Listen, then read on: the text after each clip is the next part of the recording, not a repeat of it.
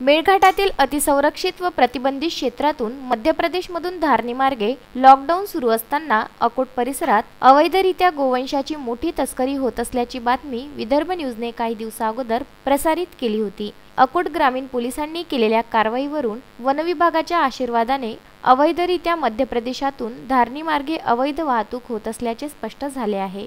4 जुलैच्या मध्यरात्री मध्य प्रदेशातून धारणी मार्गे अकोटकडे मालवाहक पिकअपने अवैधरित्या कत्तलीकरिता गोवंश येत असल्याची गोपनीय माहिती अकोट ग्रामीण पोलीस स्टेशनचे ठाणेदार फड यांना मिळाली। त्यावरून अकोट पोपडखेड रोडवर नाकाबंदी दरम्यान मालवाहक पिकअपमध्ये 6 गोवंशांना अत्यंत निर्दयपणे कोंबून ठेवले होते। त्या गोवंशांना अकोट ग्रामीण पोलिसांनी जीवनदान दिले आहे।